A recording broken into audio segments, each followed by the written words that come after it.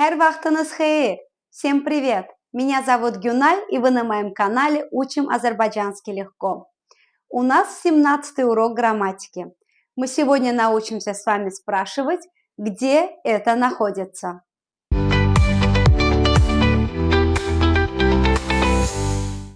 Для начала проверим ваше домашнее задание. Вам нужно было ответить на вопросы положительно и отрицательно. Проверим.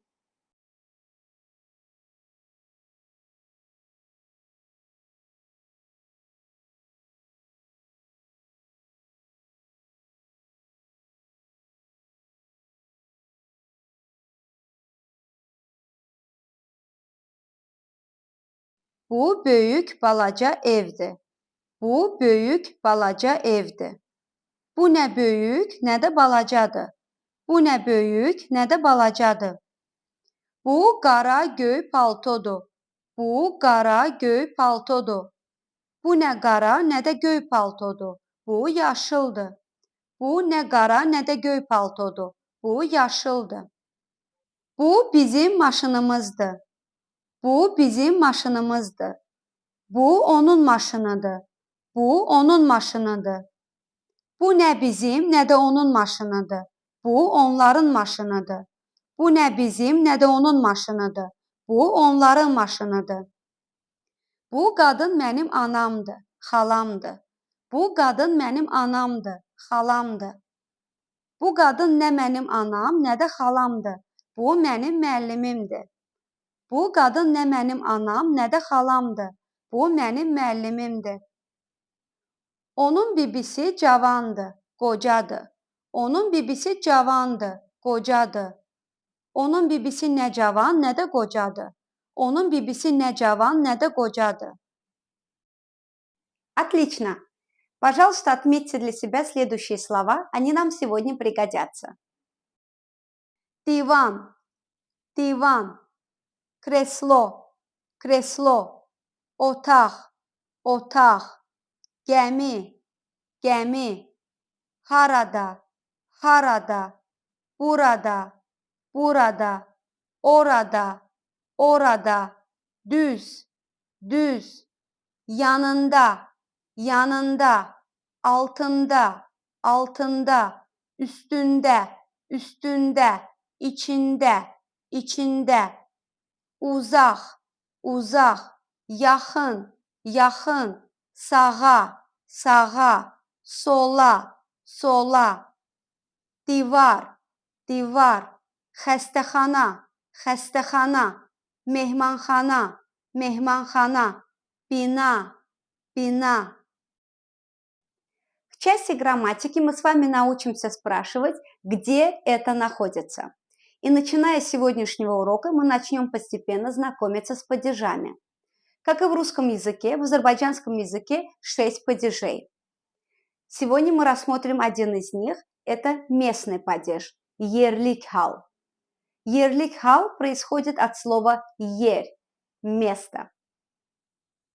Местный падеж означает наличие кого-то или чего-то в ком-то или в чем-то.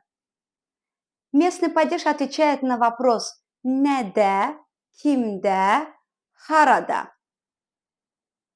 И он образуется с помощью суффиксов «да», «де», то есть «да» в двух вариантах. Например, хотим сказать «на этой улице есть магазин». Bu küçədə mağaza var. Bu küçədə mağaza var. Слово «küçə» приобрел суффикс местного падежа «де». Как всегда, не забываем о гармонии звучания гласных. Так как слово «küçə» оканчивается на мягкую гласную «э», поэтому мы добавили суффикс «де». Bu küçədə mağaza var. Давайте научимся спрашивать, где это находится. Мы спросим так. Харадады. Харадады. Вместо точек мы ставим то, что мы ищем. Например, отель, парк, кинотеатр и так далее. Мehmanxana haradadır. Mehmanxana haradadır. Или Park haradadır? Park haradadır? И так далее. Давайте спросим. Zəhmət olmasa deyin, mehmanxana haradadır? Кстати, хотела здесь отметить, в слове «haradadır» буква «а» выпадает при произношении. Мы говорим «hardadır», «hardadır». Zəhmət olmasa deyin, mehmanxana hardadır? Рассмотрим возможные варианты такого диалога. Zəhmət olmasa deyin, mehmanxana hardadır? Oradadır или oradadır. O uzaqdadır? O uzaqdadır? Xeyr, yaxındadır. Xeyr, yaxındadır. Çox sağ olun. Çox sağ olun.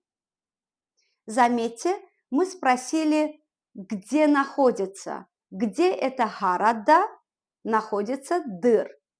Haradadır. И в ответе тоже используем oradadır. Да и дыр. Да у нас суффикс местного падежа, дыр – утверждение. Рассмотрим следующий диалог.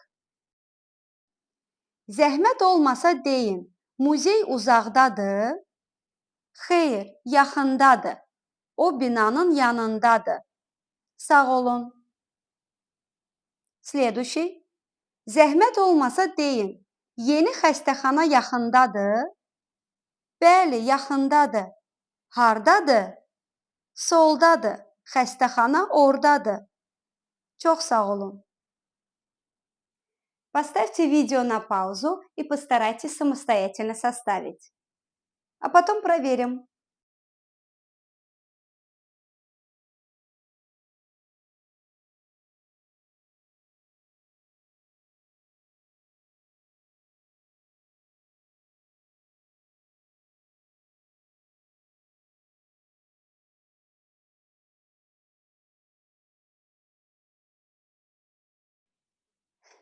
Mənim çantam hardadır?